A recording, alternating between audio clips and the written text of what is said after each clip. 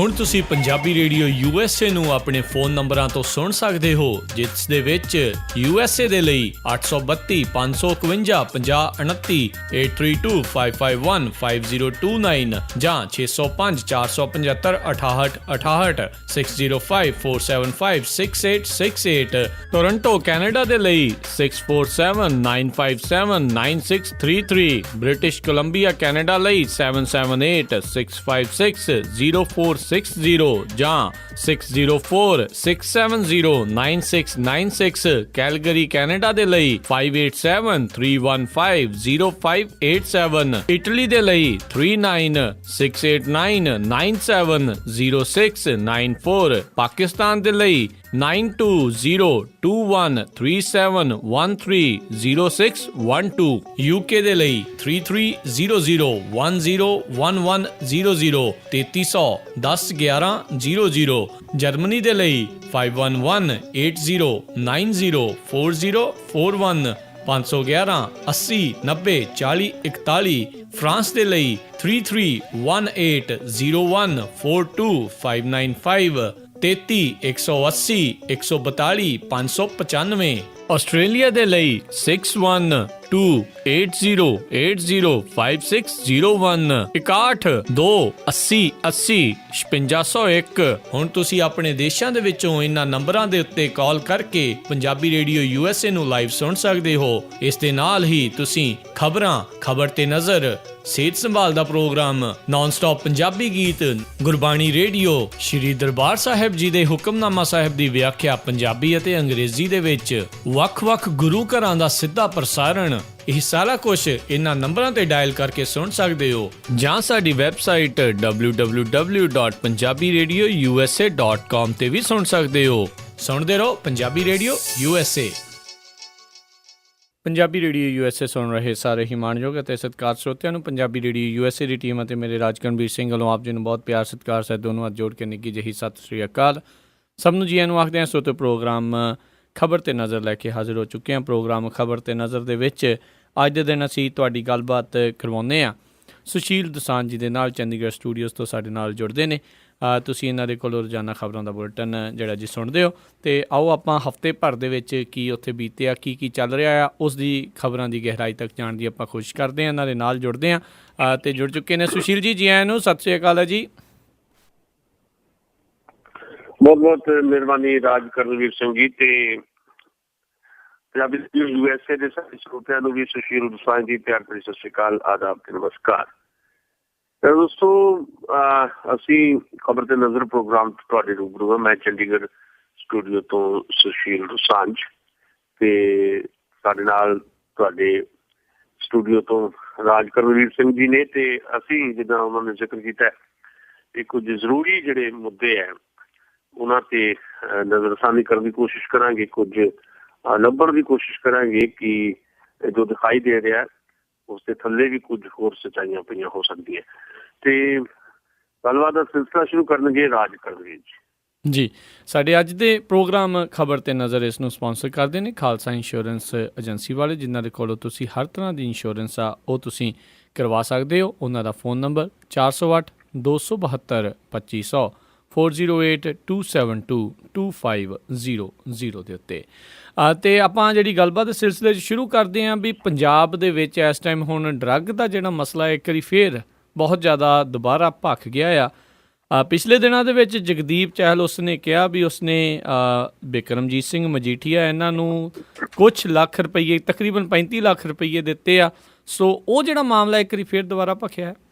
ਜਿਹੜਾ ਇਹ ਬਿਕਰਮ ਸਿੰਘ ਮਜੀਠੀਆ ਵਾਲਾ ਮਾਮਲਾ ਹੈ, ਇਹਦੇ 'ਚ ਕਿਹਾ ਜਾ ਰਿਹਾ ਕਿ ED ਜਿਹੜੀ ਹੈ, ਇਨਫੋਰਸਮੈਂਟ ਡਾਇਰੈਕਟੋਰੇਟ, ਜਿਹਨੇ ਇੱਕ ਵਾਰੀ 50 ਕੁਐਸਚਨ ਕੀਤੇ ਸੀ ਬਿਕਰਮ ਸਿੰਘ ਮਜੀਠੀਆ ਨੂੰ, ਉਹ ਇੱਕ ਵਾਰ ਫੇਰ ਕਾਲ ਕਰ ਸਕਦੀ ਹੈ ਬਿਕਰਮ ਸਿੰਘ ਮਜੀਠੀਆ ਨੂੰ ਨਵਾਂ ਮਾਮਲਾ ਹੋਣ। ਉਹਦਾ ਕਾਰਨ ਕੀ ਹੈ ਵੀ ਜਿਹਦਾ ਜ਼ਿਕਰ ਤੁਸੀਂ ਕੀਤਾ ਜਿਸ ਵਿਅਕਤੀ ਦਾ, ਉਹ ਜਗਜੀਤ ਚਹਿਲ, ਉਹਦੇ ਇੱਕ ਸਟੇਟਮੈਂਟ ਦਿੱਤੀ ਹੈ ਆਪਣੀ ਇਨਫੋਰਸਮੈਂਟ ਡਾਇਰੈਕਟੋਰੇਟ ਨੂੰ, ਤੇ ਇਨਫੋਰਸਮੈਂਟ ਡਾਇਰੈਕਟੋਰੇਟ ਨੇ ਉਹ ਸਟੇਟਮੈਂਟ ਜਿਹੜੀ ਆ ਕੋਰਟ ਵਿੱਚ ਪੇਸ਼ ਕੀਤੀ ਹੈ। ਉਸ ਸਟੇਟਮੈਂਟ ਦੇ ਵਿੱਚ ਉਹਨੇ ਕਿਹਾ ਵੀ ਮੈਂ ਬਿਕਰਮ ਸਿੰਘ ਮਜੀਠੀਆ ਨੂੰ ਇਲੈਕਸ਼ਨ ਫੰਡ ਦੇ ਤੌਰ ਤੇ 7 ਵਾਰੀ 5-5 ਲੱਖ ਰੁਪਇਆ ਦਿੱਤਾ। ਤੇ ਉਧਰ ਵਿਕਰਮ ਸਿੰਘ ਮਜੀਠੀਆ ਜਿਹੜੇ ਆ ਉਹ ਕਹਿੰਦੇ ਆ ਵੀ ਇਹ ਸਰਾਸਰ ਗਲਤ ਹੈ ਕਿ ਜੇ 6000 ਕਰੋੜ ਰੁਪਏ ਦਾ ਰੈਕਟ ਹੈ ਤੇ ਇਹ 35 ਲੱਖ ਰੁਪਏ ਤੇ ਆ ਕੇ ਕਿਉਂ ਰੁਕ ਗਿਆ? ਇਹ ਵਿਕਰਮ ਸਿੰਘ ਮਜੀਠੀਆ ਦਾ ਕੁਐਸਚਨ ਹੈ। ਦੂਜੀ ਗੱਲ ਜਿਹੜੀ ਇੱਕ ਚਰਚਾ ਚੱਲ ਰਹੀ ਹੈ ਜਾਂ ਜਿਹੜੇ ਦੋਸ਼ ਲੱਗ ਰਹੇ ਆ ਵਿਕਰਮ ਸਿੰਘ ਮਜੀਠੀਆ ਤੇ, ਵੀ ਕੈਨੇਡਾ ਦੇ ਵਿੱਚ ਕੁਝ ਲੋਕ ਨੇ ਜਿਨ੍ਹਾਂ ਨਾਲ ਉਹਨਾਂ ਦੇ ਰਿਸ਼ਤੇ ਨੇ ਤੇ ਉਹਨਾਂ ਰਿਸ਼ਤਿਆਂ ਦੇ ਮਾਮਲੇ ਦੇ ਵਿੱਚ ਉਹਦਾ ਇਹ ਕਹਿਣਾ ਹੈ ਕਿ ਜਿਨ੍ਹਾਂ ਦਾ ਨਾਂ ਲਿਆ ਜਾ ਰਿਹਾ ਹੈ, ਚਾਹੇ ਉਹ ਪਿੰਦੀ ਹੈ ਚਾਹੇ ਕੋਈ ਬਿੱਟੂ ਔਲਖ ਹੈ, ਉਹਨਾਂ ਨੂੰ ਤਾਂ ਮੈਂ ਜਾਣਦਾ ਨਹੀਂ, ਇਹ ਵਿਕਰਮ ਸਿੰਘ ਮਜੀਠੀਆ ਨੇ ਕਿਹਾ। ਪਰ ਇੱਕ ਗੱਲ ਉਹਨੇ ਮੰਨ ਲਈ ਵਿਕਰਮ ਸਿੰਘ ਮਜੀਠੀਆ ਨੇ ਵੀ ਸਤਪ੍ਰੀਤ ਸਿੰਘ ਸੱਤੇ ਨੂੰ ਮੈਂ ਜ਼ਰੂਰ ਜਾਣਦਾ। ਉਹ ਏਦਾਂ ਜਾਣਦਾ ਵੀ ਕੈਨੇਡਾ ਦੇ ਵਿੱਚ ਇੱਕ ਮੰਤਰੀ ਨਾਲ ਕੰਮ ਕਰਦਾ ਰਿਹਾ ਤੇ ਉਹਦਾ ਜਿਹੜਾ ਕਜ਼ਨ ਹੈ ਉਹ ਕੈਨੇਡਾ 'ਚ ਪ੍ਰਧਾਨ ਮੰਤਰੀ ਨਾਲ ਕੰਮ ਕਰਦਾ ਰਿਹਾ ਤੇ ਸਾਡੀ ਮੀਟਿੰਗ ਜਿਹੜੀ ਹੁੰਦੀ ਰਹੀ ਹੈ ਉਹ ਆਫੀਸ਼ੀਅਲ ਹੁੰਦੀ ਰਹੀ ਹੈ ਜੀ। ਪਰ ਨਾਲ ਦੀ ਨਾਲ ਇਹ ਕਿਹਾ ਵਿਕਰਮ ਸਿੰਘ ਮਜੀਠੀਆ ਨੇ ਵੀ 11 ਸਾਲਾਂ 'ਚ ਇੱਕ ਵੀ ਵਾਰ ਮੈਂ ਕੈਨੇਡਾ ਨਹੀਂ ਗਿਆ, ਮੇਰਾ ਕਿਸੇ ਕਿਸਮ ਦਾ ਜਿਹੜਾ ਕੋਈ ਰਿਲੇਸ਼ਨ ਨਹੀਂ ਹੈ। ਸੋ ਓਵਰਆਲ ਜਿਹੜੇ ਇੱਕ ਬੇਸ ਬਣ ਰਿਹਾ ਸੀ ਵਿਕਰਮ ਸਿੰਘ ਮਜੀਠੀਆ ਦੇ ਖਿਲਾਫ, ਉਹਦੇ 'ਚ ਇਹ ਗੱਲ ਤਾਂ ਇੱਕ ਮੰਨੀ ਗਈ ਆ ਹੁਣ ਵੀ ਕਿਸੇ ਨਾ ਕਿਸੇ ਨਾਲ ਉਹਨਾਂ ਦਾ ਸੰਪਰਕ ਸੀ। ਉਹਨਾਂ ਨੇ ਇੱਕ ਬੰਦੇ ਦਾ ਨਾਂ ਲਿਆ ਵੀ ਕਿਤੇ ਜੇ ਧੂੰਆਂ ਉੱਠਿਆ ਤੇ ਅੱਗ ਤਾਂ ਜ਼ਰੂਰ ਕਿਤੇ ਲੱਗੀ ਹੈ। ਹੁਣ ਮਸਲਾ ਇਹ ਹੈ ਕਿ ਵਿਕਰਮ ਸਿੰਘ ਮਜੀਠੀਆ ਦਾ ਜਿਹੜਾ ਮੁੱਦਾ ਫਿਰ ਤੋਂ ਹੁਣ ਸਾਡੇ ਸਾਹਮਣੇ ਹੈ, ਇਹਦੇ 'ਚ ਕਿਸੇ ਨੇ ਕੋਈ ਸਿੱਧੇ ਦੋਸ਼ ਨਹੀਂ ਲਾਏ ਵੀ ਜ਼ੁਬਾਨੀ ਕਲਾਮੀ, ਜਿੱਦਾਂ ਜਗਦੀਸ਼ ਭੋਲੇ ਨੇ ਇੱਕ ਵਾਰੀ ਕੋਰਟ ਤੋਂ ਬਾਹਰ ਆਉਂਦਿਆਂ ਦੋਸ਼ ਲਾਤੇ ਸੀ, ਏਦਾਂ ਨਹੀਂ। ਇਹ ਜਿਹੜੇ ਇਲਜ਼ਾਮ ਆ ਉਹਦੇ 'ਚ ਤਰੀਕ ਵਾਈਜ਼ ਉਹ ਬੰਦੇ ਨੇ ਦੱਸਿਆ, ਜਗਦੀਸ਼ ਚਹਿਲ ਨੇ ਆਪਣੇ ਹਲਫਨਾਮੇ ਜਾਂ ਆਪਣੀ ਸਟੇਟਮੈਂਟ ਦੇ ਵਿੱਚ, ਜਿਹੜੀ ਸਟੇਟਮੈਂਟ ਕੋਰਟ ਦੇ ਕੋਲ ਪਈ ਹੈ। ਸੋ ਕੋਰਟ ਇਸ ਮਾਮਲੇ 'ਚ ਇਨਫੋਰਸਮੈਂਟ ਡਾਇਰੈਕਟੋਰੇਟ ਨੂੰ ਡਾਇਰੈਕਟ ਵੀ ਕਰ ਸਕਦਾ ਇਸ ਰੂਪ ਦੇ ਵਿੱਚ ਕਿ ਤੁਸੀਂ ਇਹਨਾਂ ਮੁੱਦਿਆਂ ਦੇ ਉੱਤੇ ਵਿਕਰਮ ਸਿੰਘ ਮਜੀਠੀਆ ਤੋਂ ਫਿਰ ਤੋਂ ਕੁਐਸਚਨਿੰਗ ਕਰੋ, ਕਿਉਂਕਿ ਪਹਿਲਾਂ ਵੀ ਇਹ ਸੀ ਕਿ 100 ਦੇ ਕਰੀਬ ਸਵਾਲ ਜਿਹੜੇ ਆ ਈਡੀ ਨੇ ਯਾਨੀ ਇਨਫੋਰਸਮੈਂਟ ਡਾਇਰੈਕਟੋਰੇਟ ਨੇ ਤਿਆਰ ਕੀਤੇ ਸੀ ਵਿਕਰਮ ਸਿੰਘ ਮਜੀਠੀਆ ਤੋਂ ਪੁੱਛਣ ਵਾਸਤੇ, ਤੇ 50 ਸਵਾਲ ਹੀ ਪੁੱਛੇ ਗਏ ਸੀ। ਤੇ ਉਸ ਤੋਂ ਬਾਅਦ ਨਿਰੰਜਨ ਸਿੰਘ ਦੀ ਬਦਲੀ ਕਰ ਦਿੱਤੀ ਗਈ ਸੀ ਕਲਕੱਤੇ ਦੀ ਈਡੀ ਦੇ ਜਿਹੜੇ ਸੀਨੀਅਰ ਆਫੀਸਰ ਹੈ, ਤੇ ਉਹ ਵੱਖਰੀ ਗੱਲ ਹੈ, ਉਹ ਮਾਮਲਾ ਵੀ ਹੁਣ ਅਦਾਲਤ ਵਿੱਚ ਹੈ। ਸੋ ਪੋਲੀਟੀਕਲੀ ਜਿਹੜੀ ਇੱਕ ਇਨਵੋਲਵਮੈਂਟ ਹੈਗੀ ਹੈ ਇਸ ਤਰ੍ਹਾਂ ਦੇ ਮਾਮਲੇ 'ਚ ਡਰੱਗ, ਖਾਸ ਤੌਰ ਦੇ ਉੱਤੇ ਡਰੱਗ ਰੈਕਟ ਦੇ ਵਿੱਚ, ਉਹ ਤਾਂ ਦਿਖਾਈ ਦੇ ਰਹੀ ਹੈ।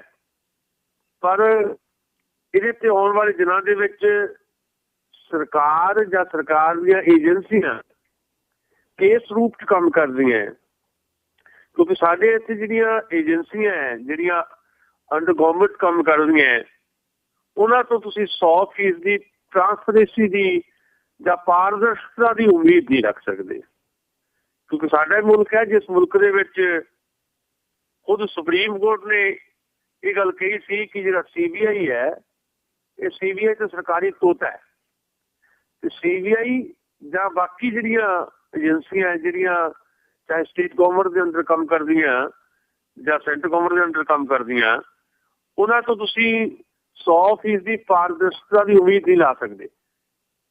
ਈਵਨ ਜਿਹੜਾ ਸਿਆਸੀ ਦਖਲ ਹੈ ਉਹ ਬਾਰ-ਬਾਰ ਸਾਡੇ ਸਾਹਮਣੇ ਆਉਂਦਾ ਹੈ। ਨਿਰੰਜਨ ਸਿੰਘ ਹੋਰਾਂ ਦੀ ਜਿਹੜੀ ਬਦਲੀ ਕੀਤੀ ਗਈ ਸੀ ਉਹਦੇ 'ਚ ਵੀ ਸਿਆਸੀ ਦਖਲ ਦਿਖਾਈ ਦੇ ਰਿਹਾ ਸੀ, ਇਸ ਦੀ ਚਰਚਾ ਅਸੀਂ ਪਹਿਲਾਂ ਵੀ ਕਰ ਚੁੱਕੇ ਹਾਂ ਜੀ। ਸੋ ਇਹ ਮਾਮਲਾ ਵਿਕਰਮ ਸਿੰਘ ਮਜੀਠੀਆ ਵਾਲਾ ਮਾਮਲਾ, ਕਿਉਂਕਿ ਇੱਕ ਸਪੈਸ਼ਲ ਪਰਸਨ ਹੈ, ਪੰਜਾਬ ਦੇ ਕੈਬਨਿਟ ਮੰਤਰੀ ਹੈ, ਪੰਜਾਬ ਦੇ ਇੱਕ ਹੁਕਮਰਾਨ ਪਰਿਵਾਰ ਦੇ ਮੈਂਬਰ ਹੈ, ਇਸ ਕਰਕੇ ਉਹਨਾਂ ਨੂੰ ਹੋਰ ਤਰ੍ਹਾਂ ਟ੍ਰੀਟ ਕੀਤਾ ਜਾਏਗਾ। ਔਰ ਜੇ ਕਿਸੇ ਹੋਰ ਤੇ ਦੋਸ਼ ਲੱਗਾ ਹੁੰਦਾ ਇਹਨਾਂ ਦੀ ਥਾਂ ਦੇ ਉੱਤੇ ਤਾਂ ਹੁਣ ਤੱਕ ਉਹਦਾ ਅਤਾ ਪਤਾ ਲੱਭਣਾ ਵੀ ਮੁਸ਼ਕਲ ਹੋ ਜਾਣਾ ਸੀ। ਹੁਣ ਕਿਉਂਕਿ ਉਹ ਇੱਕ ਤਾਕਤਵਰ ਸਿਆਸੀ ਪਰਿਵਾਰ ਦੇ ਵਿੱਚੋਂ ਹੈ, ਇਸ ਕਰਕੇ ਜਿਹੜੀਆਂ ਏਜੰਸੀਆਂ ਵੀ ਹੈ ਉਹਨਾਂ ਨੂੰ ਵੀ ਪੋਲੀਟੀਕਲੀ ਜਿਹੜਾ ਕਿਤੇ ਨਾ ਕਿਤੇ ਉਹਨਾਂ ਤੇ ਪ੍ਰੈਸ਼ਰਾਈਜ਼ ਕਰ ਲਿਆ ਜਾਂਦਾ। ਸੋ ਆਉਣ ਵਾਲੇ ਦਿਨਾਂ ਦੇ ਵਿੱਚ ਇਹ ਮੁੱਦੇ ਜਿਹੜੇ ਖੋਜੀ ਪੱਤਰਕਾਰਤਾ ਵਾਸਤੇ ਵੀ ਚੈਲੰਜ ਹੈ। ਕਈ ਮਾਮਲਿਆਂ 'ਚ ਜਿਹੜੀ ਖੋਜੀ ਪੱਤਰਕਾਰਤਾ ਹੈ ਉਹ ਸਰਕਾਰਾਂ ਤੋਂ ਵੀ ਜਾਂ ਏਜੰਸੀਆਂ ਤੋਂ ਵੀ ਕਿਤੇ ਬਿਹਤਰ ਕੰਮ ਕਰ ਜਾਂਦੀ ਹੈ। ਮੈਨੂੰ ਲੱਗਦਾ ਹੈ ਕਿ ਇਸ ਤਰ੍ਹਾਂ ਦੇ ਮਾਮਲਿਆਂ ਵਿੱਚ ਭਾਰਤ ਨੂੰ ਹੁਣ ਆਉਣ ਵਾਲੇ ਸਮੇਂ ਦੇ ਵਿੱਚ ਜਿਹੜੀ ਖੋਜੀ ਪੱਤਰਕਾਰਤਾ ਆ ਉਹਦੀ ਜ਼ਿਆਦਾ ਜ਼ਰੂਰਤ ਪਏਗੀ, ਕਿਉਂਕਿ ਸਰਕਾਰਾਂ ਦਾ ਦਖਲ ਜਿਹੜਾ ਆ ਉਹਨਾਂ ਦੀਆਂ ਆਪ ਦੀਆਂ ਏਜੰਸੀਆਂ ਦੇ ਵਿੱਚ ਆਪਣੇ ਬੰਦਿਆਂ ਨੂੰ ਬਚਾਉਣ ਵਾਸਤੇ ਉਹ ਬਹੁਤ ਸਪਸ਼ਟ ਜਿਹੜਾ ਆ ਹੁਣ ਇੱਥੇ ਪੰਜਾਬ 'ਚ ਵੀ ਤੇ ਦੇਸ਼ 'ਚ ਵੀ ਦਿਖਾਈ ਦੇ ਰਿਹਾ। ਜੀ ਜੀ ਜੀ। ਅਤੇ ਡਰੱਗ ਮਾਮਲੇ ਦੇ ਵਿੱਚ ਅਗਲੀ ਜਿਹੜੀ ਆਪਾਂ ਗੱਲ ਕਰ ਲੈਂਦੇ ਹਾਂ, ਇਸ ਟਾਈਮ ਕਾਂਗਰਸ ਪਾਰਟੀ ਦੇ ਸੁਖਪਾਲ ਸਿੰਘ ਖਹਿਰਾ, ਜਿਨ੍ਹਾਂ ਦੇ ਬਾਰੇ ਕਿਹਾ ਜਾ ਰਿਹਾ ਹੈ ਵੀ ਗੁਰਦੇਵ ਸਿੰਘ ਭੁਲੱਥ ਜਿਹੜਾ ਕਿ ਪੁਲਿਸ ਨੇ ਫੜਿਆ ਆ ਜਿਹੜੇ ਡਰੱਗ ਸਮਗਲਿੰਗ ਦੇ ਮਾਮਲੇ ਦੇ ਵਿੱਚ ਡਰੱਗ ਦੇ ਸਮੇਤ, ਉਸ ਦਾ ਨੇੜਲਾ ਦੱਸਿਆ ਜਾਂਦਾ ਆ। ਅਤੇ ਇਸ ਦਾ ਹੁਣ ਜਿਹੜਾ ਜੀ ਕੀ ਚੀਜ਼ ਹੈਗੀ, ਹੁਣ ਸੁਖਪਾਲ ਖਹਿਰਾ ਦਾ ਨਾਮ ਵੀ ਉਸ ਚੀਜ਼ ਦੇ ਵਿੱਚ ਵੱਜਣ ਲੱਗ ਗਿਆ। ਦੇਖੋ, ਅਸੀਂ ਇਹ ਕਹਿੰਦੇ ਰਹੇ ਹਾਂ ਕਿ ਅਸੀਂ ਇੱਕ ਵਿਅਕਤੀ ਵਿਸ਼ੇਸ਼ ਬਾਰੇ ਕਦੀ ਵੀ ਬਿਨਾਂ ਫੈਕਚੁਅਲ ਜਿਹੜੀਆਂ ਜੇ ਸਾਡੇ ਕੋਲ ਮਤਲਬ ਐਵੀਡੈਂਸ ਨਾ ਹੋਣ ਤਾਂ ਅਸੀਂ ਨਹੀਂ ਕੋਈ ਗੱਲ ਕਰਦੇ। ਤੇ ਪਰ ਉੱਦਾਂ ਅਸੀਂ ਇਹ ਕਹਿੰਦੇ ਰਹੇ ਹਾਂ ਤੇ ਉਸ ਗੱਲ ਤੇ ਸਟੈਂਡ ਕਰਦੇ ਹਾਂ ਵੀ ਪੋਲੀਟੀਕਲ ਕਰਪਸ਼ਨ ਦਾ ਮਤਲਬ ਕੇਵਲ ਉਹੀ ਨਹੀਂ ਜਿਹੜੇ ਲੋਕ ਤੁਹਾਡੇ ਤੇ ਰਾਜ ਕਰ ਰਹੇ ਆ ਜੀ, ਉਹ ਲੋਕ ਵੀ ਹੋ ਸਕਦੇ ਹੈ ਪੋਲੀਟੀਕਲ ਕਰਪਸ਼ਨ ਦੇ ਵਿੱਚ ਇਨਵੋਲਵ ਜਾਂ ਹੁੰਦੇ ਹੈ ਜਿਹੜੇ ਕਦੇ ਤੁਹਾਡੇ ਤੇ ਰਾਜ ਕਰਦੇ ਰਹੇ ਅੱਜ ਵਿਰੋਧੀ ਧਿਰ ਦੇ ਵਿੱਚ ਹੈ। ਪੋਲੀਟੀਕਲ ਕਰਪਸ਼ਨ ਦੇ ਵਿੱਚ ਲਗਭਗ ਭਾਰਤ ਦੀਆਂ ਸਾਰੀਆਂ ਪਾਰਟੀਆਂ ਦਾ ਜਿਹੜਾ ਕੋਈ ਨਾ ਕੋਈ ਹਿੱਸਾ, ਜਾਣੀ ਮੈਂ ਸਾਰਿਆਂ ਨੂੰ ਤਾਂ ਨਹੀਂ ਕਹਿੰਦਾ, ਪਰ ਸਾਰੀਆਂ ਪਾਰਟੀਆਂ ਦੇ ਵਿੱਚ ਥੋੜਾ ਬਹੁਤ ਇਸ ਤਰ੍ਹਾਂ ਦਾ ਅੰਸਰ ਜਾਂ ਐਲੀਮੈਂਟ ਹੈ ਜਿਹੜਾ ਪੋਲੀਟੀਕਲ ਕਰਪਸ਼ਨ ਦੇ ਵਿੱਚ ਇਨਵੋਲਵ ਹੈ। ਹੁਣ ਸੁਖਪਾਲ ਸਿੰਘ ਖਹਿਰਾ ਉਹਨਾਂ ਨੂੰ ਨਿੱਜੀ ਤੌਰ ਦੇ ਉੱਤੇ ਤਾਂ ਅਸੀਂ ਨਹੀਂ ਹਾਲੇ ਕਹਿ ਸਕਦੇ ਕਿਉਂਕਿ ਸਾਡੇ ਕੋਲ ਉਸ ਤਰ੍ਹਾਂ ਦੇ ਫੈਕਟ ਨਹੀਂ ਹੈ, ਪਰ ਜਿਹੜਾ ਹਵਾਲੇ ਆ ਰਹੇ ਨੇ ਉਹ ਆ ਰਹੇ ਨੇ ਪੁਲਿਸ ਵੱਲੋਂ। ਤੇ ਪੁਲਿਸ ਦੇ ਦਾਅਵੇ ਹੈ, ਪਰਮਰਾਜ ਉਮਰਾ ਨੰਗਲ ਜਿਹੜੇ ਹੈ DIG, ਉਹਨਾਂ ਨੇ ਸਾਫ਼ ਤੌਰ ਦੇ ਉੱਤੇ ਕਿਹਾ ਹੈ ਵੀ ਗੁਰਦੇਵ ਸਿੰਘ ਭੁਲੱਥ ਜਿਹੜਾ ਕਿਸੇ ਵੇਲੇ ਉੱਥੇ ਸੁਸਾਇਟੀਜ਼ ਦਾ ਕੋਆਪਰੇਟਿਵ ਸੁਸਾਇਟੀ ਦਾ ਚੇਅਰਮੈਨ ਵੀ ਰਿਹਾ, ਉਹ ਫੜਿਆ ਗਿਆ। ਪਿੱਛੇ ਉਹਦੇ ਤੋਂ ਹੈਰੋਇਨ ਵੀ ਫੜੀ ਗਈ, ਉਹਦੇ ਤੋਂ ਹਥਿਆਰ ਵੀ ਫੜੇ ਗਏ। 8 ਜਣੇ ਦਾ ਇੱਕ ਗਰੋਹ ਫੜਿਆ ਗਿਆ, ਉਹਦੇ ਸਰਗਰੇ ਦੇ ਤੌਰ ਤੇ ਉਹਨੂੰ ਪੇਸ਼ ਕੀਤਾ ਗਿਆ ਤੇ ਉਹਦੇ ਜਿਹੜੇ ਸਬੰਧ ਆ ਉਹ ਸੁਖਪਾਲ ਸਿੰਘ ਖਹਿਰਾ ਨਾਲ ਤੇ ਪੁਲਿਸ ਦਾ ਦਾਅਵਾ, ਪਰਮਰਾਜ ਉਮਰਾ ਨੰਗਲ ਦਾ ਦਾਅਵਾ। ਉਹਨਾਂ ਨੇ ਕਿਹਾ ਕਿ ਸਾਡੇ ਕੋਲ ਰਿਕਾਰਡ ਹੈ ਕਿ 11 ਮਹੀਨਿਆਂ ਦੇ ਵਿੱਚ 78 ਵਾਰ ਸੁਖਪਾਲ ਸਿੰਘ ਖਹਿਰੇ ਨੇ ਗੁਰਦੇਵ ਸਿੰਘ ਦੇ ਨਾਲ ਗੱਲਬਾਤ ਕੀਤੀ। ਜੀ ਜੀ। ਤੇ ਸੁਖਪਾਲ ਸਿੰਘ ਖਹਿਰਾ ਨੇ ਜਿਹੜਾ ਜਵਾਬ ਦਿੱਤਾ ਪ੍ਰੈਸ ਕਾਨਫਰੰਸ ਕਰਕੇ, ਥੋੜੀ ਜਿਹੀ ਖਬਰਾਂ ਦੇ ਵਿੱਚ ਅਸੀਂ ਗੱਲ ਸਾਂਝੀ ਕੀਤੀ ਸੀ, ਚੰਡੀਗੜ੍ਹ 'ਚ ਪ੍ਰੈਸ ਕਲੱਬ 'ਚ ਉਹਨਾਂ ਨੇ ਪ੍ਰੈਸ ਕਾਨਫਰੰਸ ਕੀਤੀ ਤੇ ਉਹਨਾਂ ਨੇ ਇੱਕ ਗੱਲ ਬੜੀ ਜ਼ੋਰ ਦੇ ਕੇ ਕਹੀ ਵੀ ਅਸਲ ਦੇ ਵਿੱਚ ਉਹਨਾਂ ਦਾ ਜਿਹੜਾ ਪੋਲੀਟੀਕਲ ਕੈਰੀਅਰ ਹੈ ਉਹਨੂੰ ਤਬਾਹ ਕਰਨ ਦੀ ਸਾਜ਼ਿਸ਼ 3 ਜਣੇ ਰਚ ਰਹੇ ਹੈ, ਜਿਹਦਾ ਸੱਚਾਈ ਹੈ ਕਿ ਉਹਨਾਂ ਤੇ ਇਲਜ਼ਾਮ ਲੱਗੇ। ਔਰ 3 ਜਣਿਆਂ ਦਾ ਨਾਂ ਉਹਨਾਂ ਨੇ ਲਿਆ ਵੀ ਪੰਜਾਬ ਦੇ ਡਿਪਟੀ CM ਸਰਦਾਰ ਸੁਖਬੀਰ ਸਿੰਘ ਬਾਦਲ, ਤੇ ਨਾਲ ਉਹਨਾਂ ਨੇ ਕਿਹਾ ਕਿ ਬੀਬੀ ਜਗੀਰ ਕੌਰ, ਤੇ ਨਾਲ ਉਹਨਾਂ ਨੇ ਪੰਜਾਬ ਪੁਲਿਸ ਦੇ ਚੀਫ ਸੁਮੇਧ ਸਿੰਘ ਸੈਣੀ ਦਾ ਨਾਂ ਲਿਆ। ਇਹ 3 ਬੰਦੇ ਜਿਹੜੇ ਆ ਰਲ ਕੇ ਉਹਨਾਂ ਦੇ ਖਿਲਾਫ ਸਾਜ਼ਿਸ਼ ਕਰਕੇ ਉਹਨਾਂ ਦਾ ਸਿਆਸੀ ਕੈਰੀਅਰ ਤਬਾਹ ਕਰ ਰਹੇ ਹੈ, ਸੁਖਪਾਲ ਖਹਿਰੇ ਨੇ ਕਿਹਾ। ਪਰ ਨਾਲ ਇੱਕ ਗੱਲ ਮੰਨੀ ਵੀ ਸੁਖਪਾਲ ਖਹਿਰੇ ਨੇ, ਉਹਨਾਂ ਨੇ ਇਹ ਜ਼ਰੂਰ ਮੰਨ ਲਿਆ ਕਿ ਜਿਹੜਾ ਗੁਰਦੇਵ ਸਿੰਘ ਆ ਜਿਹਦੇ ਬਾਰੇ ਪੁਲਿਸ ਕਹਿ ਰਹੀ ਉਹਨੂੰ ਮੈਂ ਜਾਣਦਾ ਜ਼ਰੂਰ ਹੈ ਜੀ, ਵੀ ਮੇਰੇ ਉਹਦੇ ਨਾਲ ਸੰਪਰਕ ਰਹੇ ਹੈ, ਪਰ ਸੰਪਰਕ ਜਿਹੜੇ ਹੈ ਉਹ ਹੈਪੇਟਾਈਟਸ B ਤੇ C ਦਾ ਮਰੀਜ਼ ਸੀ ਤੇ ਉਹਦੀ ਸਿਸਟਰ ਦਾ ਮੈਨੂੰ ਫੋਨ ਆਇਆ ਸੀ ਤੇ ਉਹਨੇ ਕਿਹਾ ਸੀ ਕਿ ਸਾਡੀ ਮਦਦ ਕਰੋ। ਤੇ ਤਾਂ ਮੈਂ ਇੱਕ ਮਨੁੱਖੀ ਜਿਹੜੀ ਫਿਤਰਤ ਹੈ ਜਾਂ ਮਾਨਵਤਾ ਹੈ ਉਹਦੇ ਕਰਕੇ ਸੁਖਪਾਲ ਸਿੰਘ ਖਹਿਰੇ ਉਹਦੀ ਕਹਿੰਦੇ ਕਿ ਮੈਂ ਉਹਨਾਂ ਨਾਲ ਸੰਪਰਕ ਕਰਦਾ ਰਿਹਾ। ਪਰ ਜਦੋਂ ਉਹਦੀ ਸਿਸਟਰ ਨੇ ਮੈਨੂੰ ਕਿਹਾ ਕਿ ਉਹਨਾਂ ਨੂੰ ਕਿਸੇ ਝੂਠੇ ਕੇਸ ਫਸਾਉਣ ਦੀ ਕੋਸ਼ਿਸ਼ ਹੋ ਰਹੀ ਹੈ ਤੇ ਮੈਂ ਜ਼ਰੂਰ ਪਰਮਰਾਜ ਉਮਰਾ ਨੰਗਲ ਜਿਹੜੇ DIG ਉਹਨਾਂ ਨੂੰ ਫੋਨ ਕੀਤਾ ਸੀ ਕਿ ਕਿਸੇ ਝੂਠੇ ਕੇਸ ਨੂੰ ਨਾ ਫਸਾਇਓ। ਤੇ ਉਹਨਾਂ ਨੇ ਉਦੋਂ ਦੱਸਿਆ ਸੀ ਕਿ ਇਹਦੀ ਐਕਟੀਵਿਟੀਜ਼ ਜਿਹੜੀਆਂ ਸ਼ੱਕੀ ਹੈ ਇਸ ਬੰਦੇ ਦੀਆਂ, ਇਹ ਡਰੱਗ ਦੇ ਵਿੱਚ ਇਨਵੋਲਵ ਹੋ ਸਕਦਾ। ਤੇ ਫਿਰ ਕਹਿੰਦੇ ਮੈਂ ਆਪਣੀ ਬੇਨਤੀ ਜਿਹੜੀ ਕੀਤੀ ਸੀ ਉਹ ਵਾਪਸ ਲੈ ਲਈ ਸੀ। ਜਾਨੀ ਜਿੱਦਾਂ ਵਿਕਰਮ ਸਿੰਘ ਮਜੀਠੀਆ ਨੇ ਮੰਨਿਆ ਵੀ ਮੇਰੇ ਸਤਿ ਸੱਤੇ ਨਾਲ ਸੰਬੰਧ ਰਹੇ ਹੈ, ਐਡੇ ਸੁਖਪਾਲ ਖਹਿਰੇ ਨੇ ਵੀ ਮੰਨਿਆ ਹੈ ਕਿ ਉਹਦੇ ਗੁਰਦੇਵ ਸਿੰਘ ਨਾਲ ਸੰਬੰਧ ਰਹੇ। ਸੋ ਇਹ ਜਿਹੜੀ ਗੱਲ ਹੈ ਇਹ ਆਪਣੇ ਆਪ ਦੇ ਵਿੱਚ ਇਸ ਗੱਲ ਵੱਲ ਸੰਕੇਤ ਕਰਦੀ ਹੈ ਵੀ ਕਿਤੇ ਨਾ ਕਿਤੇ ਕੋਈ ਨਾ ਕੋਈ ਗੱਲ ਹੈ, ਪਰ ਉਹ ਗੱਲ ਕਿਸ ਲੈਵਲ ਤੇ ਹੈ ਇਹਦੇ ਬਾਰੇ ਹਾਲੇ ਕੋਈ ਜਿਹੜੀ ਪਕਿਆਈ ਨਾਲ ਨਹੀਂ ਕਿਹਾ ਜਾ ਸਕਦਾ, ਕਿਉਂਕਿ ਉਮਰਾ ਨੰਗਲ ਹੋਰਾਂ ਨੇ IG ਜਿਹੜੇ ਨੇ ਉਹਨਾਂ ਨੇ ਇਹ ਗੱਲ ਕਹੀ ਹੈ ਕਿ ਇਹਦੇ ਵਾਸਤੇ ਜਾਂਚ ਕਮੇਟੀ ਜਿਹੜੀ ਬਣਾ ਦਿੱਤੀ ਗਈ ਹੈ ਤੇ ਜਿਹੜਾ ਵੀ ਜਾਂਚ 'ਚ ਦੋਸ਼ੀ ਹੋਇਆ ਉਹਦੇ ਜ਼ਰੂਰ ਕਾਰਵਾਈ ਕੀਤੀ ਜਾਏਗੀ। ਸੋ ਸੁਖਪਾਲ ਸਿੰਘ ਖਹਿਰਾ ਵਾਸਤੇ ਵੀ ਥੋੜੇ ਔਖੇ ਦਿਨ ਇਸ ਕਰਕੇ ਆਏ ਹੈ ਕਿਉਂਕਿ ਸਿੱਧੇ ਤੌਰ ਦੇ ਉੱਤੇ ਇੱਕ ਵਿਅਕਤੀ ਨਾਲ, ਉਸ ਵਿਅਕਤੀ ਨਾਲ ਜਿਹੜਾ ਕਿੰਗ ਪਿਨ ਕਿਹਾ ਜਾ ਰਿਹਾ ਡਰੱਗ ਸਮਗਲਿੰਗ ਦਾ ਇੱਕ ਵੱਖਰਾ ਜਿਹੜਾ ਡਰੱਗ ਰੈਕਟ ਹੈ ਤੇ ਉਹਦੇ ਨਾਲ ਸੰਬੰਧਾਂ ਦਾ ਜਿਹੜਾ ਖੁਲਾਸਾ ਜ਼ਰੂਰ ਸਾਡੇ ਸਾਹਮਣੇ ਆਇਆ। ਜੀ ਜੀ ਜੀ ਸੋ ਇਸੇ ਚੀਜ਼ ਨੂੰ ਦੇਖਦੇ ਹੋਏ ਸੁਖਪਾਲ ਖਹਿਰਾ ਦੇ ਇਸ ਚੀਜ਼ ਨੂੰ ਦੇਖਦੇ ਹੋਏ ਵੀ ਇਸ ਦੇ ਉੱਤੇ ਹੁਣ ਇਲਜ਼ਾਮ ਜਿਹੜੇ ਲੱਗ ਰਹੇ ਆ ਆਮ ਆਦਮੀ ਪਾਰਟੀ ਦੇ ਵਿੱਚ ਜਾਣ ਦੇ, ਇਹ ਰਾਹ ਜਿਹੜਾ ਆ ਉਹ ਕਿਸ ਤਰੀਕੇ ਦਾ ਇਹਨਾਂ ਦਾ ਹੋਵੇਗਾ? ਕੀ ਹੁਣ ਆਮ ਆਦਮੀ ਪਾਰਟੀ ਇਹਨਾਂ ਨੂੰ ਅਸੈਪਟ ਕਰੇਗੀ ਜਾਂ ਫਿਰ ਇਹਨਾਂ ਨੂੰ ਮੁੜ ਕੇ ਕਾਂਗਰਸ 'ਚ ਹੀ ਰਹਿਣਾ ਪਊਗਾ? ਦੇਖੋ, ਇਹ ਜਿਹੜਾ ਸੁਖਪਾਲ ਸਿੰਘ ਖਹਿਰੇ ਵਾਸਤੇ ਥੋੜਾ ਸੰਕਟ ਦੀ ਸਥਿਤੀ ਆਈ ਹੈ, ਉਹਦੇ 'ਚ ਸੁਨੀਲ ਜਾਖੜ ਜਿਹੜੇ ਕਿ ਵਿਰੋਧੀ ਧਿਰ ਦੇ ਆਗੂ ਆ, ਕਾਂਗਰਸ ਵਿਧਾਇਕ ਦਲ ਦੇ ਆਗੂ ਆ ਵਿਧਾਨ ਸਭਾ ਦੇ ਵਿੱਚ, ਉਹਨਾਂ ਨੇ ਸੁਖਪਾਲ ਸਿੰਘ ਖਹਿਰਾ ਦੀ ਹਮਾਇਤ ਕੀਤੀ ਹੈ ਕਹਿ ਕੇ ਕਿ ਉਹਨਾਂ ਤੋਂ ਇਸ ਤਰ੍ਹਾਂ ਦੀ ਕੋਈ ਉਮੀਦ ਨਹੀਂ ਹੈ ਤੇ ਜੇ ਕਿਸੇ ਨੂੰ ਸ਼ੱਕ ਹੈ ਤਾਂ ਭਾਈ CBI ਦੀ ਜਾਂਚ ਕਰਾ ਲਓ। ਠੀਕ ਹੈ ਜੀ। ਪ੍ਰੋਫੈਸਰ ਵਾਜਵੇ ਹੋਰਾਂ ਨੇ ਵੀ CBI ਦੀ ਜਾਂਚ ਦੀ ਗੱਲ ਕੀਤੀ ਹੈ, ਉਹਨਾਂ ਨੇ ਵਿਕਰਮ ਸਿੰਘ ਮਜੀਠੀਆ ਦੇ ਹਵਾਲੇ ਨਾਲ ਗੱਲ ਕੀਤੀ ਹੈ। ਸੋ ਸੁਖਪਾਲ ਸਿੰਘ ਖਹਿਰਾ ਵਾਸਤੇ ਥੋੜੀ ਮੁਸ਼ਕਿਲ ਘੜੀ ਦੇ ਵਿੱਚ ਘੱਟੋ ਘੱਟ ਸੁਨੀਲ ਜਾਖੜ ਉਹਦੇ ਨਾਲ ਕਿਸੇ ਨਾ ਕਿਸੇ ਰੂਪ 'ਚ ਖੜ੍ਹਦੇ ਦਿਖਾਈ ਦੇ ਰਹੇ ਆ, ਜਿਹਦੇ ਤੋਂ ਲੱਗਦਾ ਹੈ ਕਿ ਕਾਂਗਰਸ ਪਾਰਟੀ ਜਿਹੜੀ ਹੈ ਉਹ ਇਸ ਗੱਲ ਨੂੰ ਸ਼ਾਇਦ ਸੁਖਪਾਲ ਸਿੰਘ ਖਹਿਰਾ ਨੂੰ ਆਪਣੇ ਨਾਲ ਹਾਲੇ ਰੱਖਣਾ ਚਾਹੁੰਦੀ ਹੈ ਕਿਉਂਕਿ ਪਿਛਲੇ ਦਿਨਾਂ ਦੇ ਵਿੱਚ ਜਦੋਂ ਇਹ ਘਟਨਾ ਆਈ ਹੈ ਸਾਡੇ ਸਾਹਮਣੇ ਤੇ ਉਸ ਤੋਂ 4 ਘੰਟੇ ਪਹਿਲਾਂ ਹੀ ਖਬਰ ਸੀ ਕਿ ਰਾਹੁਲ ਗਾਂਧੀ ਦਾ ਕੋਈ ਦੂਤ ਆ ਕੇ ਸੁਖਪਾਲ ਸਿੰਘ ਖਹਿਰਾ ਨੂੰ ਮਿਲਿਆ ਤੇ ਉਹਨਾਂ ਨੇ ਉਹਨਾਂ ਨੂੰ ਆਮ ਆਦਮੀ ਪਾਰਟੀ ਜਾਣ ਤੋਂ ਰੋਕਿਆ ਤੇ ਕਿਹਾ ਕਿ ਰਾਹੁਲ ਗਾਂਧੀ ਨੂੰ ਵਾਪਸ ਆ ਲੈਣ ਉਹਦੇ ਛੁੱਟੀਆਂ ਤੋਂ, ਫਿਰ ਤੁਹਾਡੇ ਨਾਲ ਗੱਲ ਕੀਤੀ ਜਾਏਗੀ। ਸੋ ਹਾਲੇ ਕਾਂਗਰਸ ਦੇ ਵਿੱਚ ਉਹਨਾਂ ਦੀ ਰਹਿਣ ਦੀ ਉਮੀਦ ਹੈ। ਦੂਜੀ ਗੱਲ, ਇਹ ਘਟਨਾ ਜਿਹੜੀ ਹੁਣ ਆਈ ਹੈ ਡਰੱਗ ਦੀ ਸਾਹਮਣੇ, ਜਿਹਦੇ 'ਚ ਨਾ ਬੋਲਣ ਲੱਗਾ ਵੀ ਉਹਨਾਂ ਦੇ ਸੰਬੰਧ ਹੈ, ਉਸ ਤੋਂ ਬਾਅਦ ਆਮ ਆਦਮੀ ਪਾਰਟੀ ਵੱਲ ਜਾਣਾ ਉਹਨਾਂ ਦਾ ਕਾਫੀ ਮੁਸ਼ਕਿਲ ਹੋ ਗਿਆ ਕਿਉਂਕਿ ਆਮ ਆਦਮੀ ਪਾਰਟੀ ਤਾਂ ਪਹਿਲੇ ਆਪ ਦੇ ਸੰਕਟ 'ਚ ਘਿਰੀ ਹੋਈ ਹੈ। ਦਿੱਲੀ ਦੇ ਵਿੱਚ ਤੇ ਪੰਜਾਬ ਦੇ ਵਿੱਚ ਵੀ ਆਮ ਆਦਮੀ ਪਾਰਟੀ ਦਾ ਉਸ ਰੂਪ ਦੇ ਵਿੱਚ ਹਾਲੇ ਵਿਸਥਾਰ ਨਹੀਂ ਹੋਇਆ ਤੇ ਆਮ ਆਦਮੀ ਪਾਰਟੀ ਨਹੀਂ ਚਾਹੇਗੀ ਹੁਣ ਵੀ ਕੱਲ੍ਹ ਨੂੰ ਜਿਨ੍ਹਾਂ ਤੇ ਦੋਸ਼ ਲੱਗਦੇ ਹੈ ਕਿ ਉਹ ਵਿਅਕਤੀ ਆਮ ਆਦਮੀ ਪਾਰਟੀ ਜਾਣ, ਕਿਉਂਕਿ ਇੱਕ ਬਦਲਵੀਂ ਪੋਲੀਟਿਕਸ ਜਿਹੜੀ ਹੈ, ਬਦਲਵੀਂ ਸਿਆਸਤ ਜਿਹੜੀ ਕਰਨ ਦਾ ਦਾਅਵਾ ਆਮ ਆਦਮੀ ਪਾਰਟੀ ਕਰ ਰਹੀ ਹੈ ਤੇ ਕੱਲ੍ਹ ਨੂੰ ਆਮ ਆਦਮੀ ਪਾਰਟੀ ਤੇ ਵੀ ਉਂਗਲਾਂ ਉੱਠਣ ਕਿ ਉਹਨਾਂ ਨੇ ਉਹਨਾਂ ਵਿਅਕਤੀਆਂ ਨੂੰ ਪਾਰਟੀ ਸ਼ਾਮਲ ਕੀਤਾ ਜਿਹਨਾਂ ਦੇ ਉੱਤੇ ਡਰੱਗ ਰੈਕਟ ਦੇ ਸਰਗਣਿਆਂ ਦੇ ਨਾਲ ਸੰਬੰਧ ਰੱਖਣ ਦਾ ਜਿਹੜਾ ਇਲਜ਼ਾਮ ਲੱਗ ਰਿਹਾ। ਸੋ ਮੈਨੂੰ ਲੱਗਦਾ ਕਿ ਰਸਤਾ ਜਿਹੜਾ ਆਮ ਆਦਮੀ ਪਾਰਟੀ ਵੱਲ ਜਾਂਦਾ ਬੜਾ ਸੌਖਾ ਦਿਖਾਈ ਦੇ ਰਿਹਾ ਸੀ ਸੁਖਪਾਲ ਖਹਿਰੇ ਲਈ, ਉਹ ਹੁਣ ਬਹੁਤ ਟੇਢਾ ਹੋ ਗਿਆ ਤੇ ਔਖਾ ਹੋ ਗਿਆ।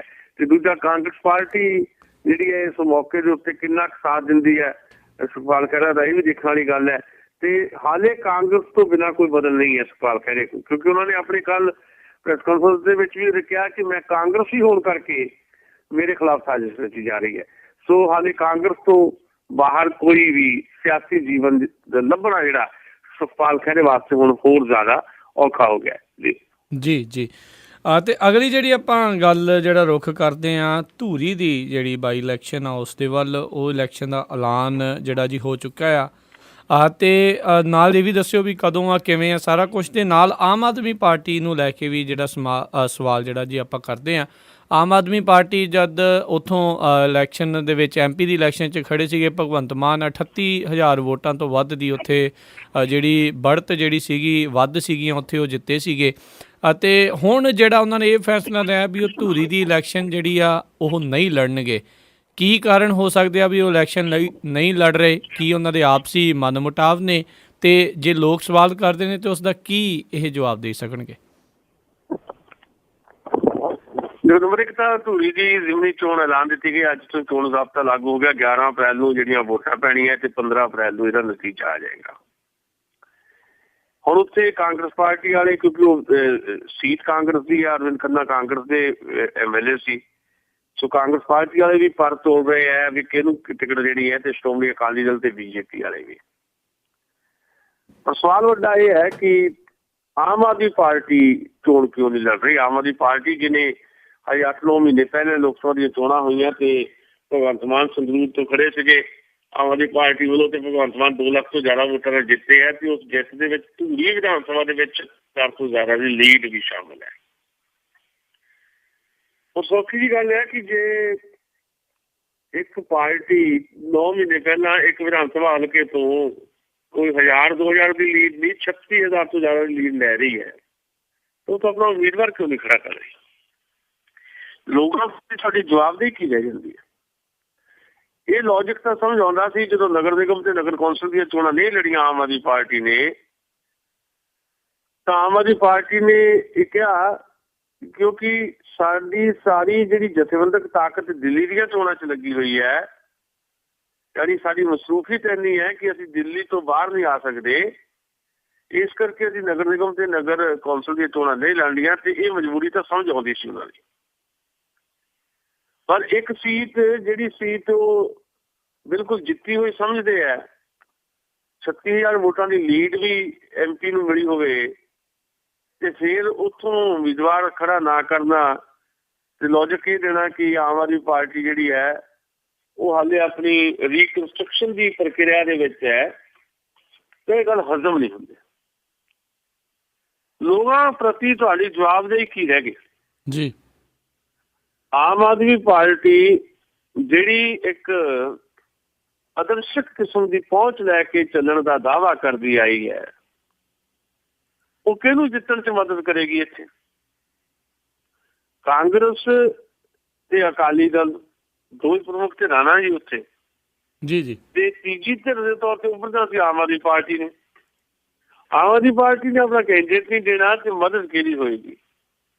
ਕਿ ਉਹ ਕਾਂਗਰਸ ਦੇ ਕੈਂਡੀਡੇਟ ਨੂੰ ਜਿਤਾਉਣਾ ਚਾਹੁੰਦੇ ਆ ਜਾਂ ਅਕਾਲੀਆਂ ਦੇ ਕੈਂਡੀਡੇਟ ਨੂੰ ਜਿਤਾਉਣਾ ਚਾਹੁੰਦੇ ਆ? ਕੀ ਮਨਸ਼ਾ ਉਹਨਾਂ ਦੀ?